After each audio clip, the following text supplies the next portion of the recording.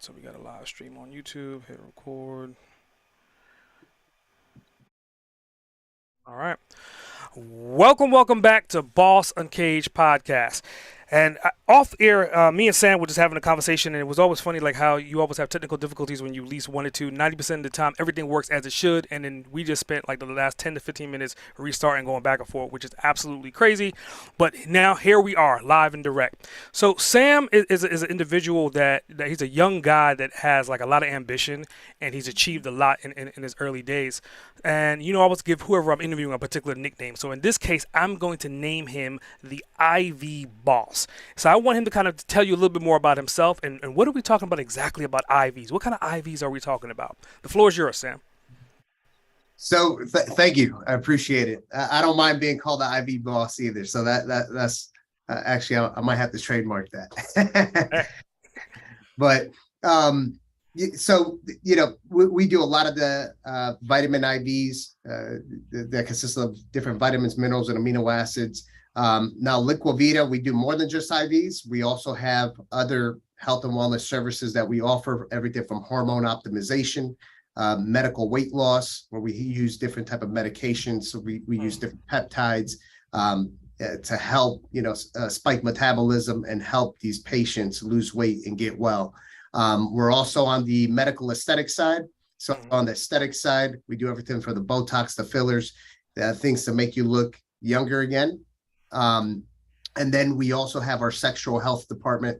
Our sexual health department, we do it for both males and females. We have certain technologies that help increase blood flow with erectile dysfunction and a few other things, for sexual health. Really cool, really cool. So I just want to time travel back. 'Cause I mean, obviously, you laid down the line and you kind of gave it a solid overview of what you do and why you're doing it. But I want to kind of talk about like your story, right? I mean, obviously, you started off with $500 in your pocket, and from that $500, you somehow found your way in a $4.4 trillion global industry. Let's talk about that journey for a minute. Absolutely. So, yeah, when I started the business, so I'm a retired fireman. I did 12 years out on the road here in South Florida. And as firefighters, we work 24-hour shifts, and then we're off for 48 hours. So you have a couple of choices. You're either going to spend a little bit of money that you're getting from the city on your days off, or you're going to find something else to supplement your income. Obviously, I went the route where I wanted to supplement my income. So what I ended up doing, this actually was supposed to be a side gig on my days off. And I started a business, how you said, with $500 in my back pocket, started growing legs, took a $10,000 loan, which paid it back in about 3 months. Well, I took the loan just to help create the brand and stuff after I saw, what we had. And then from there, fast forward 8.5 years later, now it's a multi-million-dollar business. We're on the pharmacy side. We distribute our product to over 4,000 doctors throughout the United States. We're also a franchisor. We're actively selling our franchises all throughout the United States. So I've been blessed. So I mean, I think that's definitely interesting because I mean, I think off air we was talking about like the scalability of what you do, and obviously there's gyms and there's health and nutrition, but not all of them fall into the criteria of being scalable like what you're scaling right now with franchises. So what kind of made you think about diving into the franchising model? Like why didn't you just put this thing in GMCs, or why didn't you just put it in like regular doctor's office? Why did you go into the franchising model? So one thing that I noticed when I first got into the industry is that, we do what we do is medical. So you have to create your facility into a medical practice, even though it has like that whole spa feel to it, because the whole model is as you relax the mind, you replenish the body. And the doctors that are offering it, or any of the medical practitioners, they're fantastic medical practitioners, but man, oh man, they are not good at business. So that's where a guy like myself comes in now through the franchise model. And we give these practitioners an opportunity to really have a high performing business, because when you franchise, you get access to all of the different assets that we have, marketings, all of the protocols that we've developed, and that's what these doctors want, for them to try to figure it out on their own. Plus, on top of that, focus on treating their patients. That it's not a formula for success. So Hmm. that's where I saw that need, and I'm bringing this to the masses. Hmm. I think it's definitely interesting. I mean, from based on what you're saying, I mean, obviously you have some of the ingenuity from the entrepreneurial side, and obviously I would think you would partner with many doctors to kind of figure out what doctors are looking for and figuring out their weaknesses and filling that void. So my next question is what does the revenue share look like with a franchisee under you? I mean, is it like a 50-50? Is it like a 70-30? You know, obviously anytime someone has a franchise, they have to pay these franchising fees. So like, how is your Right. setup? So our franchise model, the way it works, there's an initial franchise fee. Hmm. That initial franchise fee is 75,000, right? So that's a one-time fee that they pay to get started. We help them get onboarded. We help them hire all their staff. I mean, from point A to point Z, from the date that they sign that franchise agreement to the day they open up, which is can be anywhere between 6 to 9 months. Hmm. That's what that initial 75,000 that they pay covers. And then what we charge as a royalty is 6% of the gross revenues, which is typical in the world of franchising. Which I think is definitely cool. So I mean, with that 75,000, I mean, usually sometimes you'll hear a higher premium, right? And that's going to include maybe some build out or at least helping with the blueprints for the build out. And I remember it was an interview that you had, and you was talking about, well, you need to have a particular location and space because you want to maintain the brand equity and that spa feel and treatment. So what are the requirements are you looking like as far as like square footage and as far as general locations? So our business is demographic specific. Hmm. So when we look at the different geographical locations, you know, we don't take any insurance. So the medical procedures that we do are more considered as an elective. Hmm. So it people have to be able to afford it. So when we look for these locations, they're more in affluent areas. Even though I created a business model that is accessible to the blue collar, not just a white collar. Um, but yeah, so we look for certain areas that are high traffic, that have great visibility, that are around some of other businesses that complement what we do, that are about beauty, about health and wellness. For example, we just opened up a new location in Pembroke Pines here in South Florida, and we're in a plaza where we have a LA Fitness right next door. We got a Whole Foods on the other side. So, those two, that's the demographic that we're going after. So I mean, with that, I mean, just talking about branding for a minute. I mean, obviously, you're infusing your current brand as more of a lifestyle brand, and obviously, it's conducive based upon the environment, right? Absolutely. Yeah. Yeah. Perfect, perfect. And you'll hear a terminology in our industry, um, lifestyle medicine. Hmm. Because what we're doing is we're creating a lifestyle. We don't want people to come in and, oh, I want to lose a little bit of weight. So they eat a few salads for a few weeks, take some medications, lose a few pounds, but then they go back to the unhealthy lifestyle. So for us, it's lifestyle medicine. We're changing the Hmm. way people live. Hmm.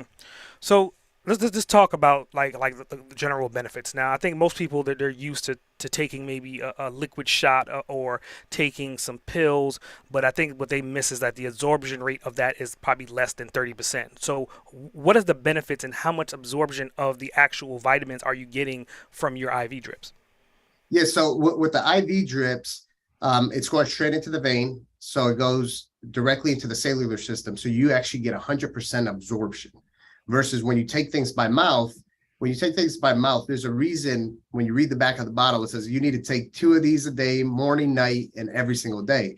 And the reason why you have to take it so frequently is that for you to get the actual benefits of the therapeutic dose, you have to consistently feed it Hmm. through the oral vitamins. You got to consistently feed it, because the gut, you don't get that full absorption. I'll give you an example. Vitamin C, max by mouth, you could take maybe like 2,000 milligrams. Once you start going to higher dosages, it'll irritate your digestive system. You'll get diarrhea. You'll feel nauseous. Intravenously, Hmm. versus that 2,000 milligrams, we can go all the way up to 100,000 milligrams. Now, the patients that are getting 100,000 milligrams are typically patients with chronic illnesses and stuff. But most of the people that come in for health and wellness purposes, they're doing about 25,000 milligrams, which is drastically different than what you could take by mouth. So I mean, this break this down for, let's say, the average listener.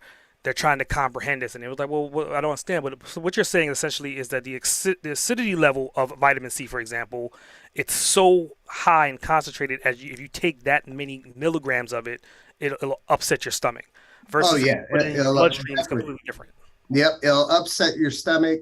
Not only that, when you take too much vitamin C orally, it can cause other issues within your body, Mm, like canker sores. You'll start getting canker sores.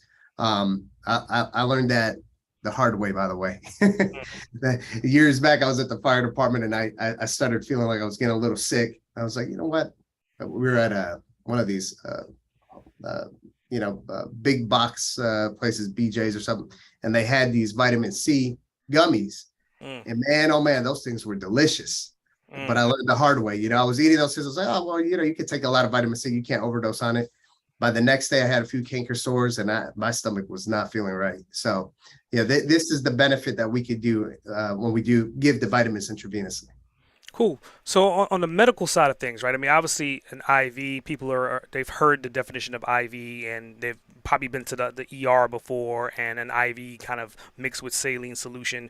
But before they even get to that point with you guys, don't you guys do like a blood analyst? Don't you analyze to see what's going on in the blood to figure out like what kind of peptides or what kind of fluids or what kind of vitamins to put in that fluid? Yeah. So when a client comes in, we do a few different assessments. Mm-hmm. First assessment is we do a medical history and questionnaire so we can really understand this person's lifestyle, what they're currently doing for health and wellness purposes. Then what we do is we do the blood analysis. So the blood analysis gives us a good bird's eye view of what's happening internally. Mm-hmm. So when we do the blood analysis, we're looking at we're doing what's called a micronutrients test, and then we can see exactly what they're deficient in, and then better select which formulation is going to be best for them. Mm-hmm. Makes perfect sense. So that kind of leads me to the next question, like about your general products, and it's funny, right? Because I mean, obviously, I heard an interview with you, and you was talking about peptides, and you were defining the different types of peptides, and then you were talking about the different types of IVs that you have to work with those different type of peptides, and I think you named one the Mac Daddy Drip. So I Oh want to yeah. kind of like get like, first of all, the name is cool, right? Anybody that understands what a Mac Daddy is the Daddy Mac, right? So, like, what's in this Mac Daddy and what makes it so grandiose? So the Mac Daddy drip is our is our liquid lift. That's the actual trademark for that drip. It's called Liquid Lift, and that one basically has all of the benefits from all of our other IV drips. It has all of your vitamins, minerals, and amino acids. Hmm. Some of the most attractive components of that drip is going to be your ascorbic acid, which is your vitamin C, your amino acids, and then your glutathione, which glutathione is the master antioxidant. Your body naturally produces glutathione. It helps detoxify the liver, Hmm. helps with cellular repair. But as we age, just like anything else, it starts to diminish the natural production. So when we give supplemental glutathione, it basically just rejuvenates your body. Hmm.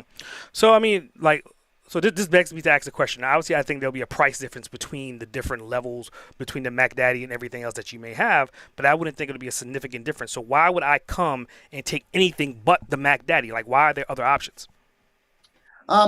Financial reasons. So at the same time, the Mac Daddy drip, not everybody needs it. So when we do that comprehensive blood analysis and we look at deficiencies, sometimes if the deficiencies, the nutrient deficiencies are not as much, and we can put them on a different drip where they can save financially, then we'll do that. Just to target and fix whatever problems that they're having and Mhm. get them within that optimal level. Hmm. So it definitely makes sense. And I think earlier on you were talking about like you being a firefighter and you were trying to find like a side business for side income, and that obviously became your full-time business. But as a firefighter, I mean, a lot of the things that you're talking about, I think would affect you as a fireman. I mean, obviously long hours, long shifts, being tired, and trying to figure out how to replenish and replace.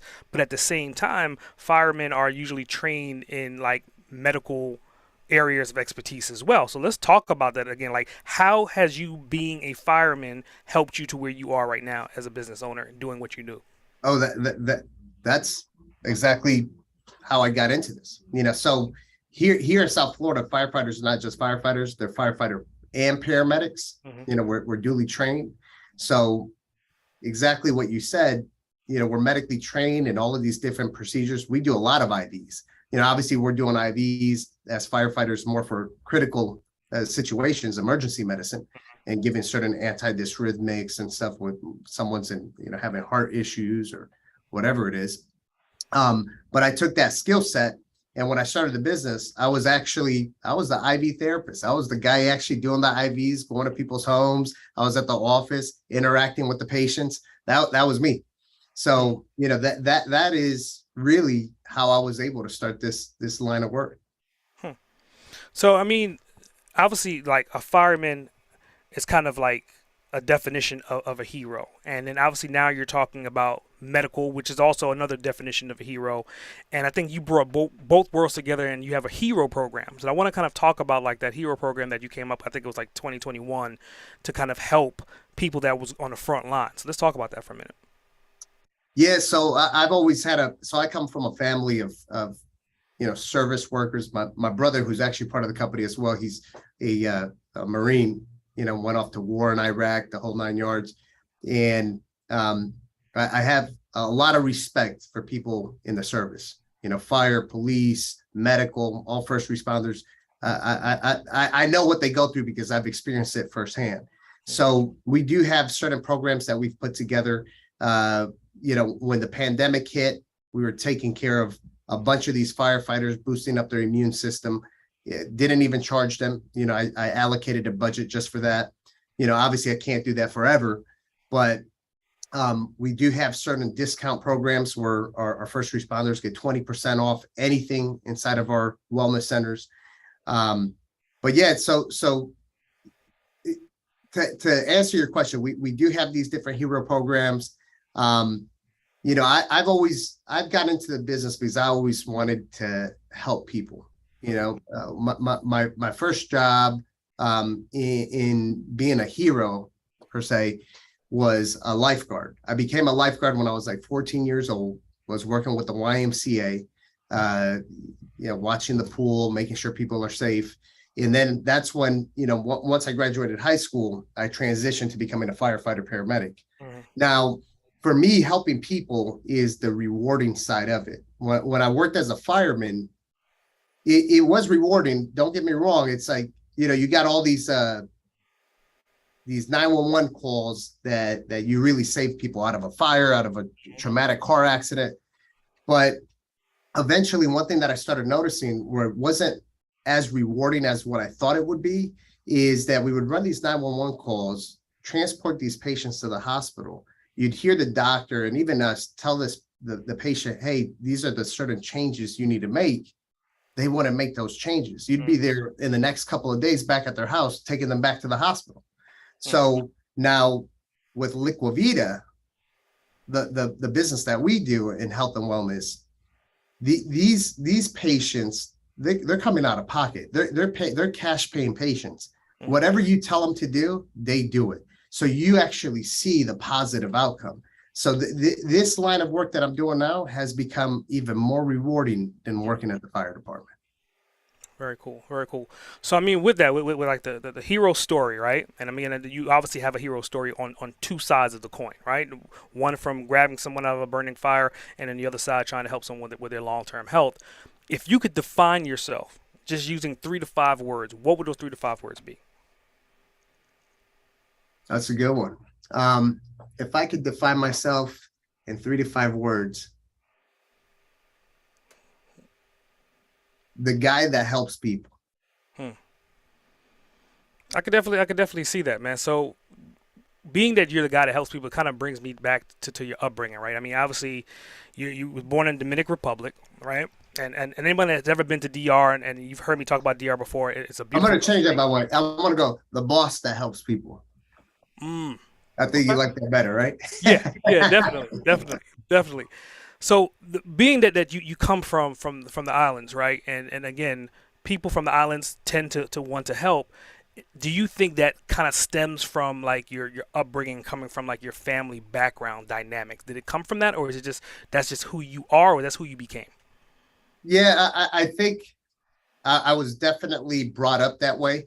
Mm, Um, Being from Dominican Republic, from the island, it's one of those things that,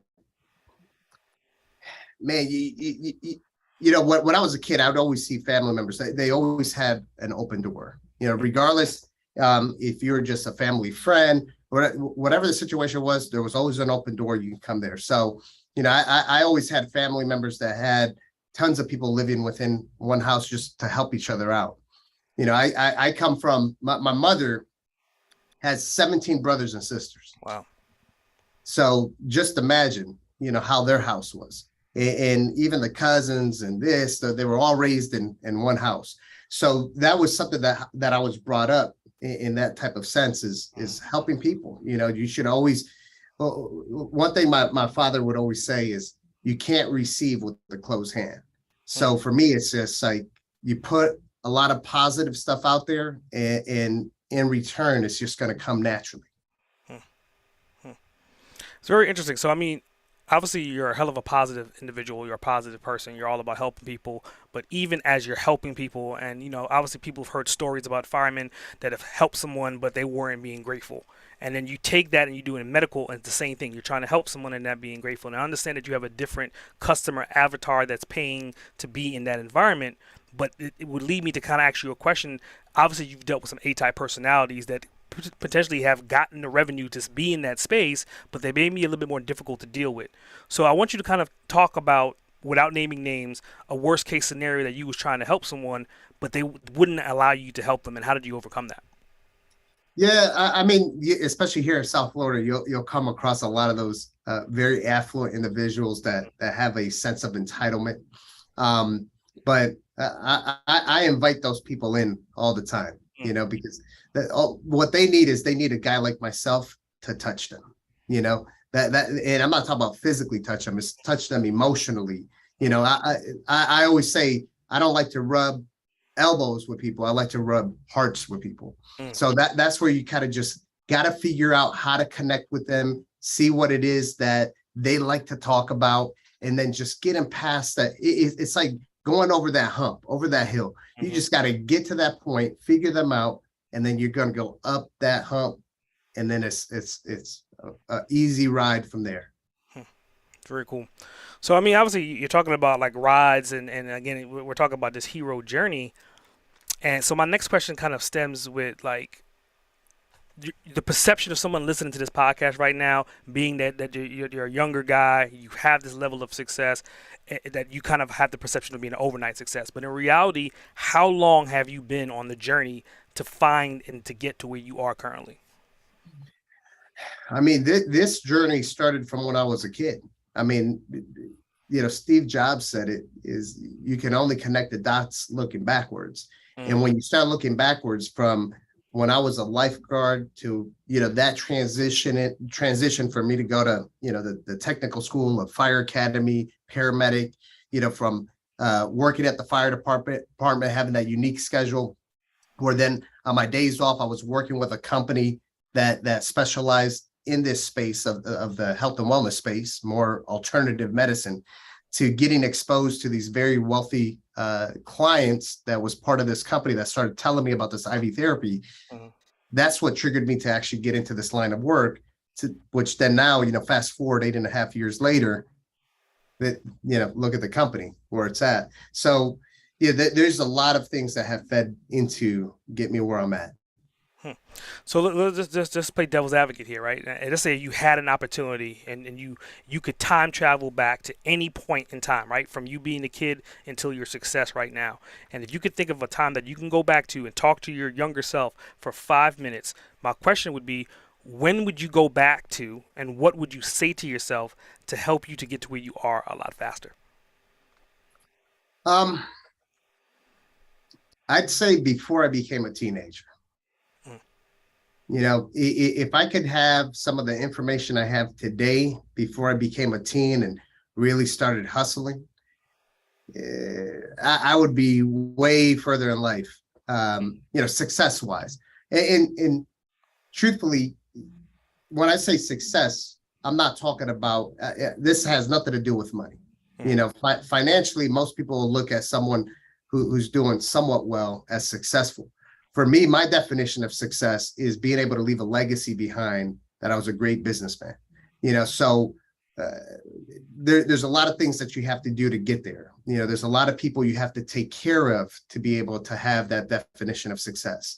There's a lot of employees, a lot of jobs you have to create to have that definition of success that I have. Mhm. Wow, wow.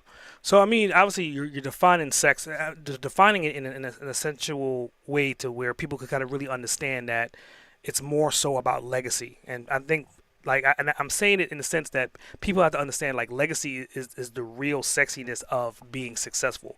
Because when you're dead Right. and gone, you're leaving that on for the next generation. It may be your kids, it may be other entrepreneurs, and that's probably one of the biggest reasons why I do what I do on this podcast. So my next question is going back to earlier days as far as like mentorship, right? I mean, obviously, your dad was an entrepreneur. You had mentors like Doug and mentors like Robert. So I want you to kind of talk about the three different styles of mentorship and how did they affect you to where you are now successfully.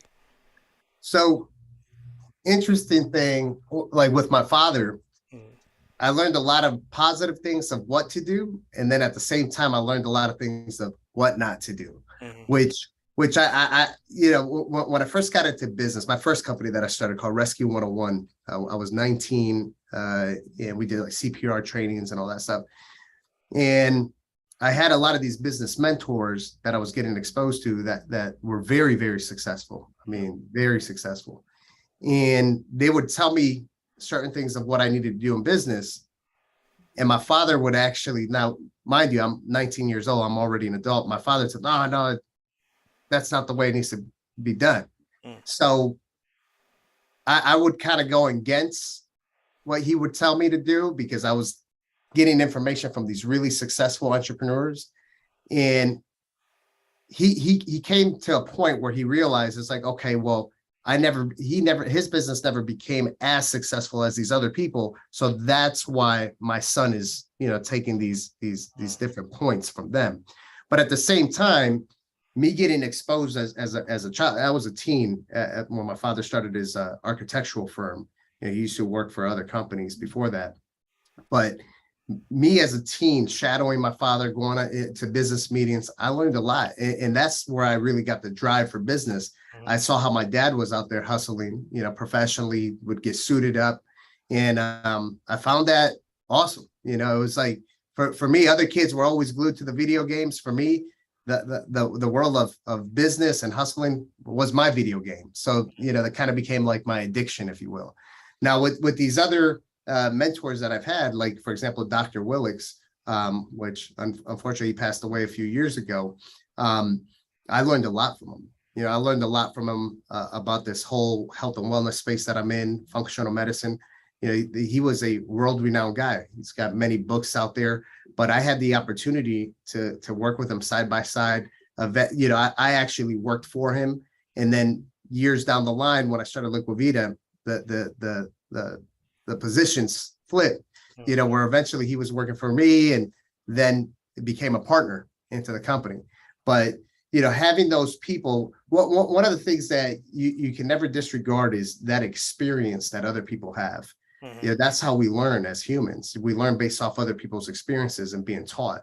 So, the mentors have been a huge help for my success. Hmm. So I mean, I'm happy you ended on that note, saying that was a big attribute to your success. But obviously, you grew up in an island-centric household, and then you also grew up with all these different facets of kind of like the rich dad, poor dad model, right? I mean, you had a dad that Right. was not necessarily struggling, but he was in the game. But then you also had the rich dad was giving you information. So, like, you're the epitome of that book. If you had an opportunity to read it, I think you definitely would like to if you haven't already, right? So, Robert Kiyosaki was his name, I think. yep, Robert. Yeah, yeah, I read it Yep. years back. So that kind of leads me to I'm listening to you, and it's fascinating because I mean, some people dream to have one mentor. You had multiple different mentors, and you've learned from each one of them throughout your journey. What did you take from them into your day to day with your family life. And again, it's like, how are you managing your family now that you have this highly successful corporation, multi-million dollar industry, well, multi-million dollar company? How are you finding time to then spend time with your family? Um, so I don't have kids, so I just make time. It's one of those things.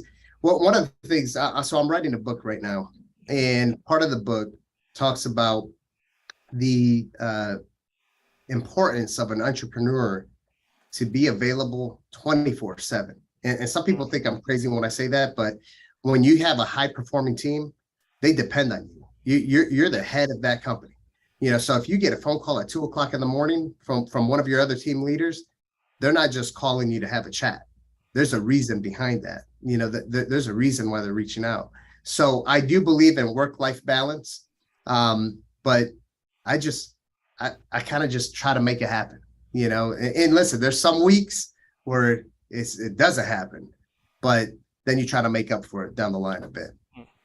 So I mean, when you said you don't have any kids, I mean, obviously anyone that has pets, they look at their pets as kids. So I just want to Okay. clarify, you don't have a dog or anything? Oh, I do. That is borderline human. It's a German Shepherd too. So Gotcha. Yeah. he's So getting old. He's 11 years old already. So I'm seeing him kind of the outcomes of the hips and everything else. But yeah, that one sometimes is tough because animals, especially like a German Shepherd, they require a lot of attention sometimes. yeah. So when not at home and then you come back, you try to make some time, take them out for a walk, play a little bit. So Cool, cool. So I mean, on that keyword of time, like I mean, obviously doing what you do, I would think that you have a pretty detailed schedule. I mean, a workout regimen. You probably have meetings and calls every single day. So I want to talk about like your morning routines for a minute, and I want to start off with your infatuation with bulletproof coffee. To start there. yeah, I love that stuff.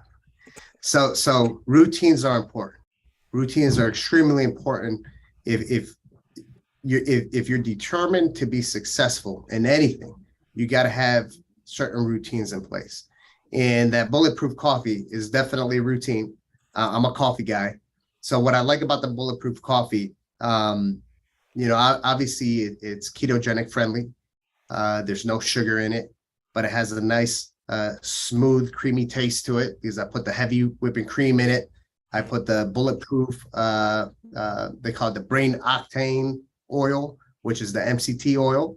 And then I put the Kerrygold grass-fed butter. And you mix this thing up. Now, the coffee I'm using is not the actual bulletproof coffee. I make the bulletproof blend with their MCT oil, but what I use is the Nespresso. Nespresso is my thing, so it's I like a very coffee that has that bold taste behind it. I'm from Dominican Republic, so the coffee we make, if you don't put sugar in that coffee, it's not even drinkable at that point. But yeah, so I started off, and what I like about the bulletproof coffee, I'm very sensitive to how my body reacts to certain things, and it has a nootropic effect where you get this extra sense of clarity. Your mind is just like, it's like lubricated. Your brain is lubricated, and it's hard to explain, but mentally, I'm even more focused when I have that coffee. I mean, it's definitely interesting. I mean, I brought that up because I was just kind of like, I just knew that would probably hit that trigger because, I mean, obviously, I've seen some content with you before, and that bulletproof coffee, that's like your kryptonite, man, for sure. It So, is. so I mean, earlier on, you brought up the book, right? So this next question kind of stems from that. I mean, anyone that's particularly writing a book has essentially read some books, right?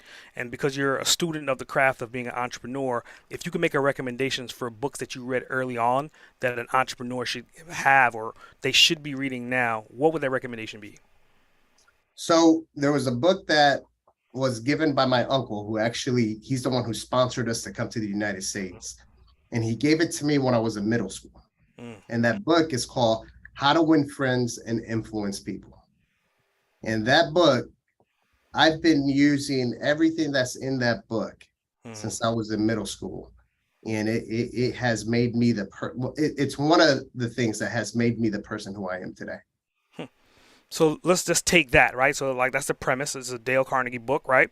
And then you're writing your book right now, which is Talking to Entrepreneurs. So how much of that book is being influenced in your current writing, and what are you delivering in your book today? A little bit of it is going in there. So the book that I'm writing is to allow entrepreneurs to know that they're not the only ones going through the daily struggle. Mm-hmm. Everybody who's an entrepreneur is going through that. And it goes into the details of talking about the true problem, especially new entrepreneurs, the true problem with entrepreneurs wearing multiple hats. Mm-hmm. You know, it goes into the details of the power of delegating, and then the power, as you keep on growing, the power of automation, and then all of the different things that you're going to come across through your entrepreneurial journey. So what was the title of your upcoming book? So I'm still playing around with the title, so that's not ready just yet. I played with a few of them, and one of the things that I really like is a title called "Work on the Business, Not in It." Because us as entrepreneurs, especially when we start off, we're doing everything. We're taking the phone calls, we're communicating with every customer, and that's working in the business. If you want to truly scale and have some serious scalability in your business, you have to work on the business, not inside of it. Mm-hmm. Mm-hmm. So, I mean, with that being said, right, about scalability and working on the business versus in the business, where do you see you in relation to your business and your business itself 20 years from now? I expect myself to be out of this business by that point. You know, one thing I've learned through my different mentors that I've had is a a business plan without an exit strategy is an incomplete business plan. So you got to have an exit strategy, regardless if it's an institution coming in and acquiring you as like a merger and acquisition, you going public, whatever it is, you got to have some kind of exit strategy in place. So I see myself exiting at some point down the line, definitely before 20 years. So I'd say within the next 5 to 6 years. My goal is to build it up, and then move on to the next project. Very cool. Very cool. So one of the things I'll add to that too Mm-hmm. is I'm all about making a difference.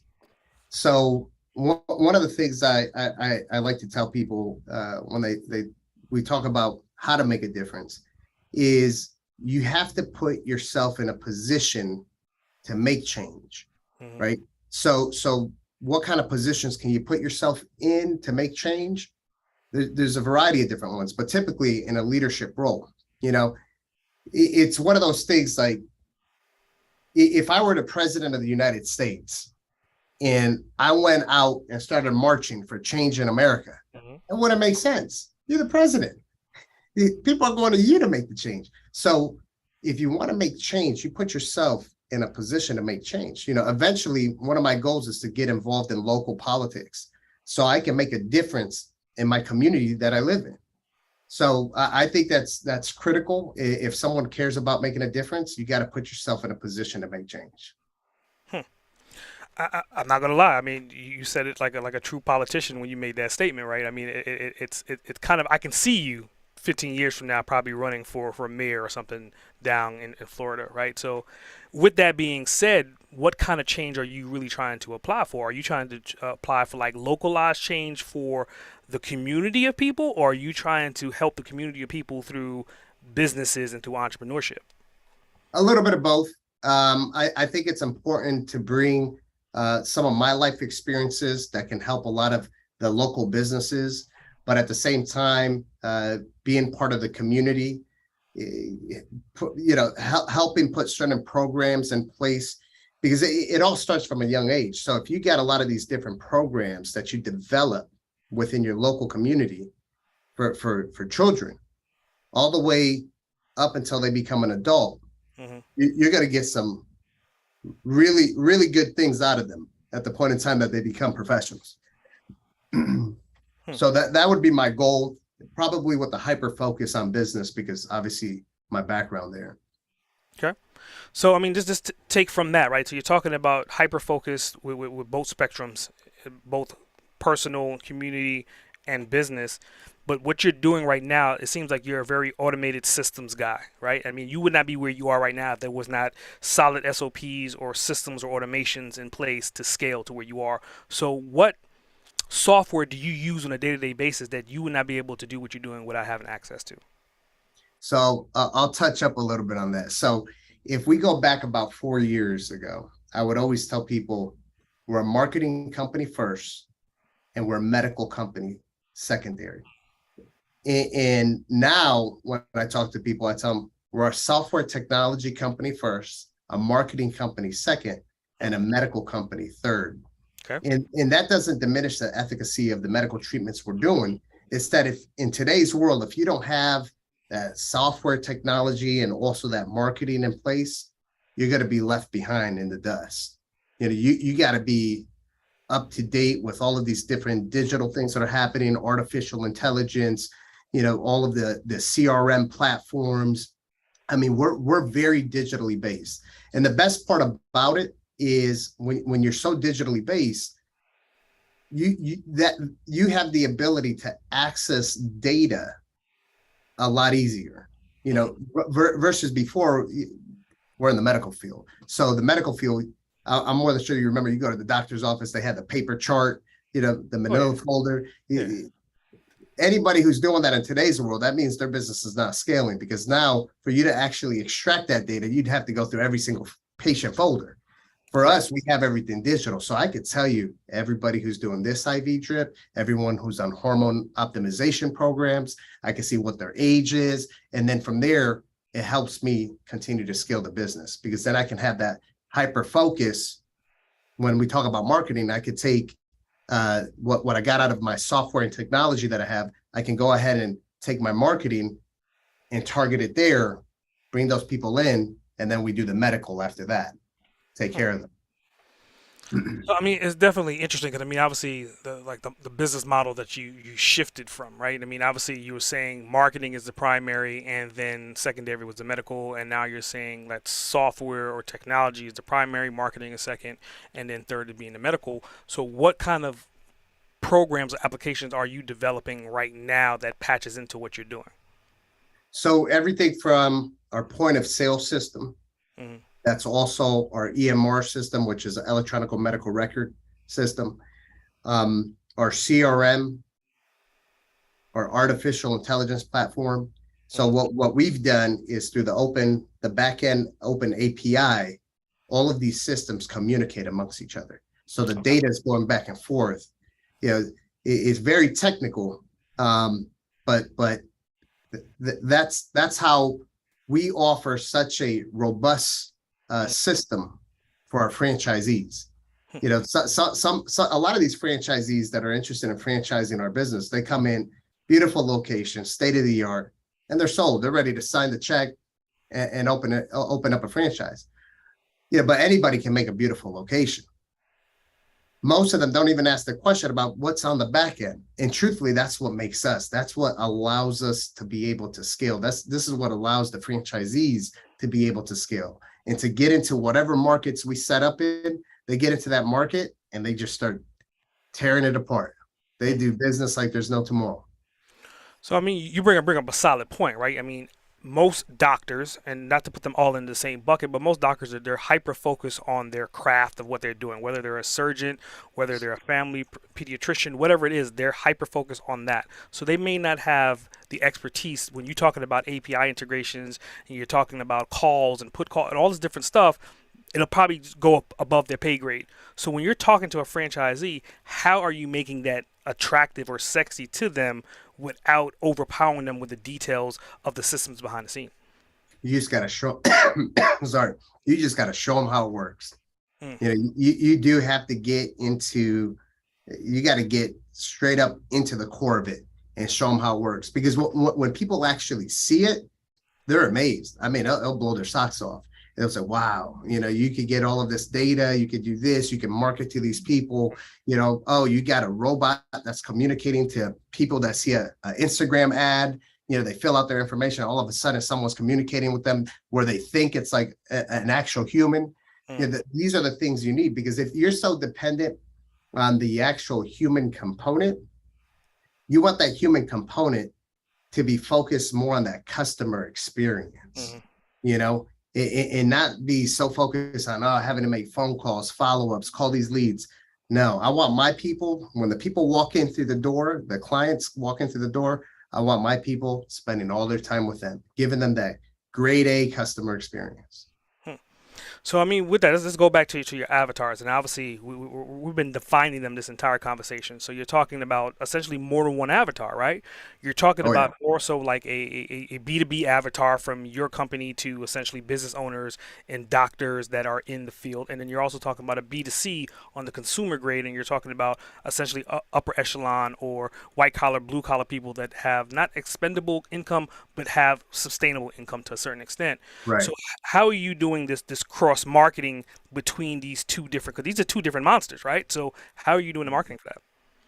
So we do have our in-house marketing team. One of my equity partners, Emmanuel Trench, he's our chief marketing officer, and we have a whole marketing team in-house. But you're absolutely right. Two whole different marketing monsters. So, and we treat them just as two whole separate type of marketing divisions. And with the doctors, I love them both. The B2B is, I feel like it's like almost like higher level stuff. The B2C is sometimes gets a little bit more difficult because every consumer is a little bit different.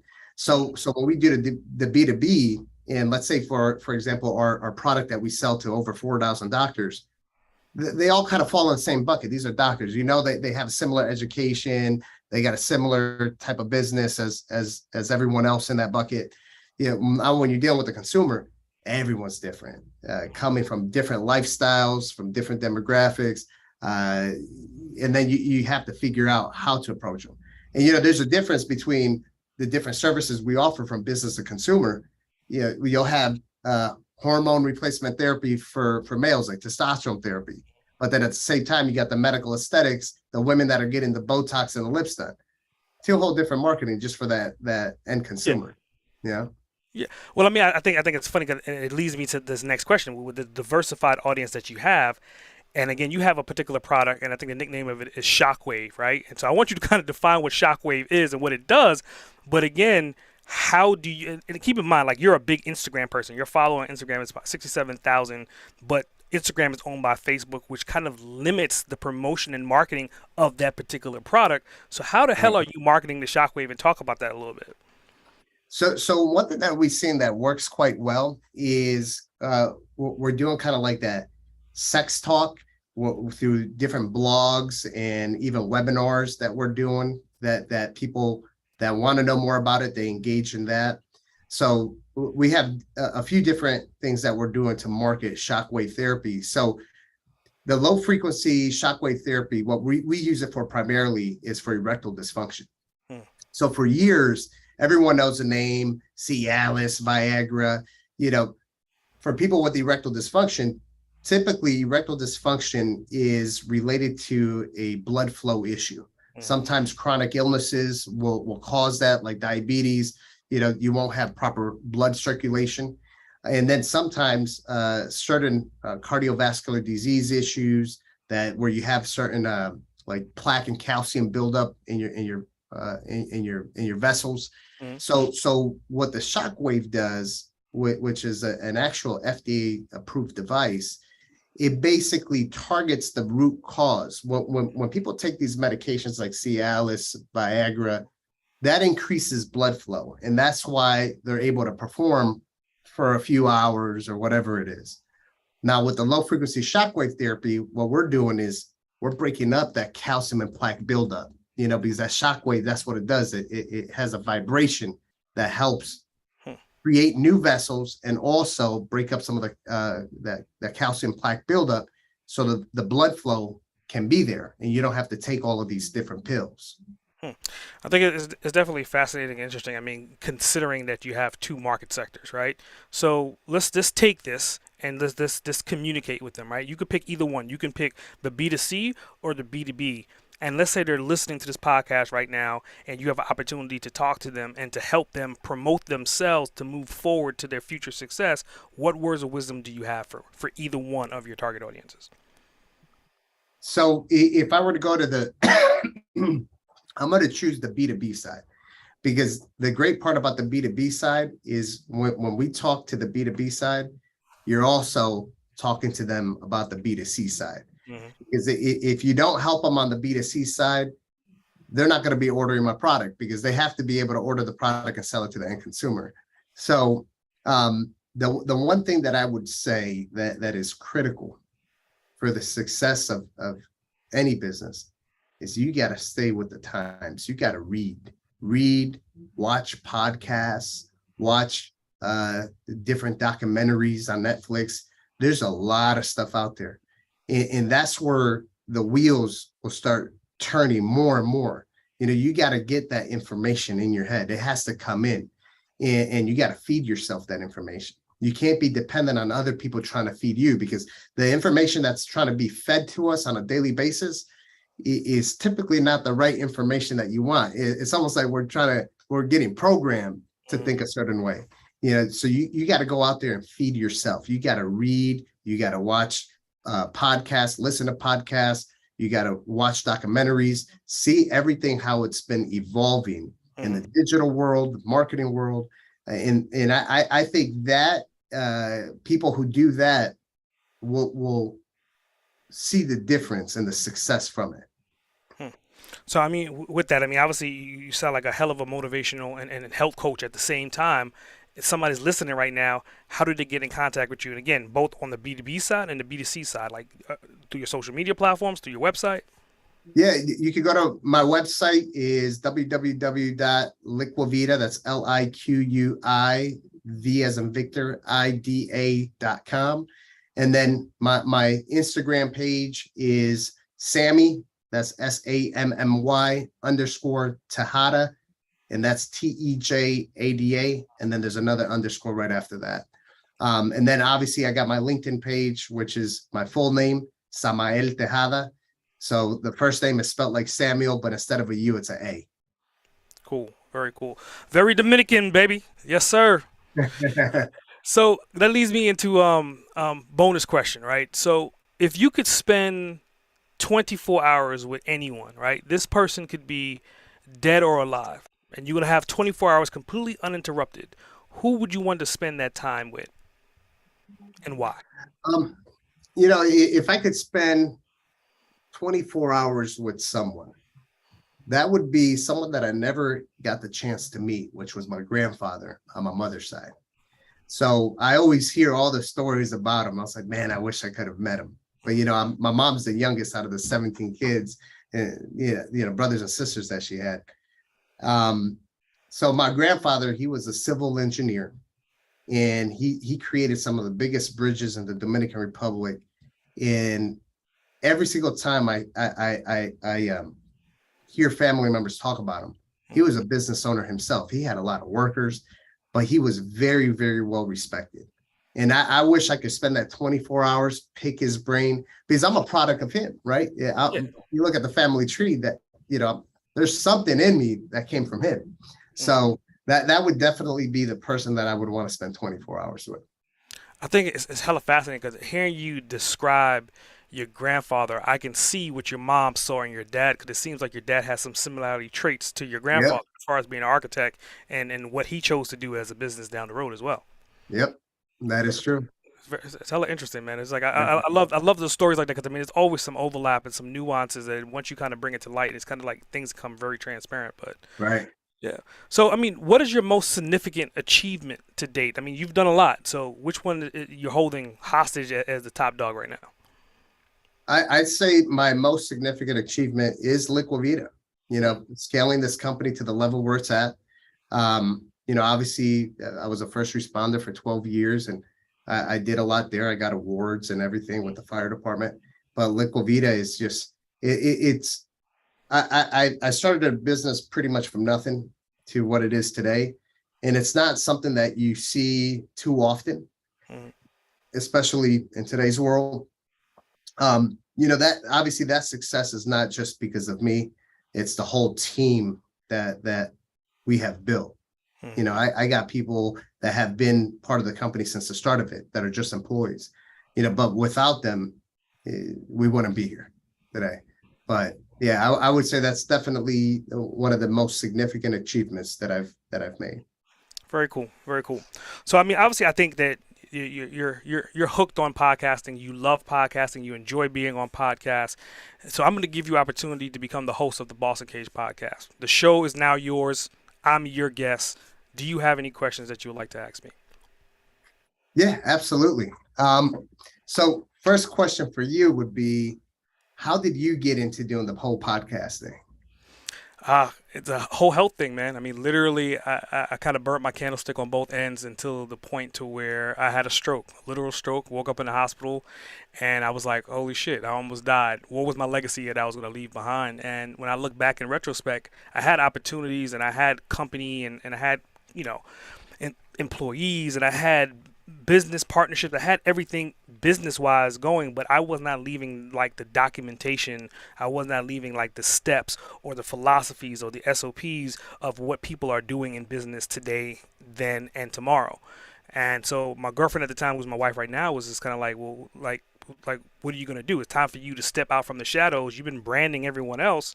Time for you to brand yourself. So I went through this rebranding process, and I became SA Grant, published. I'm working on books 9 and 10 right now, and at the same time, I decided to then create a podcast because I didn't want to be in front of the camera because I was a guy behind the curtain. And then once I got in front of the microphone, it just became natural, and it was like, well, shit, this has been my calling the entire time, and it gives me the opportunity to leave the legacy, including your legacy for your kids, my kids, and other entrepreneurs that come behind us. That's awesome. That's awesome. And the best part about it is you're really helping a lot of guys that started off like yourself, guys like myself, in getting those stories out there. And the same way that I'm writing that book for entrepreneurs, you're doing pretty much the same thing. You're getting the word and the insight from so many other people that are entrepreneurs, and getting other people to feel comfortable to understand. And this is part of what I was saying. It's like people have to feed themselves. So a podcast like yours is them being fed that information that'll get those wheels turning and get them to that next level of success. So I mean, that's all. Yeah, I definitely appreciate that because I look at it. That's why I was kind of asked the question to as a kid, because I always say like this podcast is not just for adults. There may be a 17-year-old kid that's like you, that's potentially thinking about becoming a fireman and thinking about all the opportunities that you had by going that route. And this may be the light bulb moment for him or for his parents to say, oh my God, I'm raising Sam.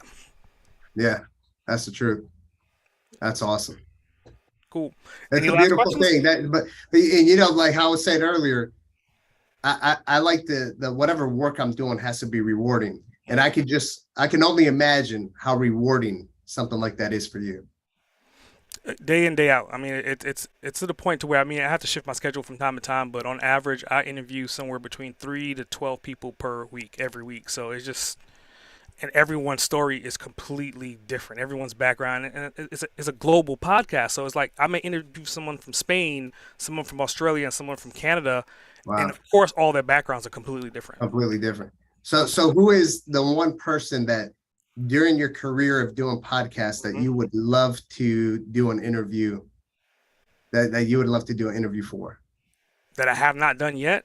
That you have not done yet? Yeah. Oh, I think pound for pound, Jay-Z. I think being able to talk to Jay-Z, we both come from New York, and just seeing what he's done, because I grew up watching him as a kid on Yo MTV Raps and BT and like all the different radio stations back then. So seeing his journey from kind of like being thuggish to converting and then not converting, still being originally himself, but he's just part of the upper echelon now, is kind of like, what kind of mentality do you have to have at that young age to know that that's where you're going to end up, because he started with that in mind. He knew from day one, much like Kanye West, that he was going to be here sooner or later. It was just a Wow, matter of time, a matter of execution. I would love to sit down with him for an hour, 2 hours, and just talk. that'd be awesome. Yeah. I'll be tuning in when that happens.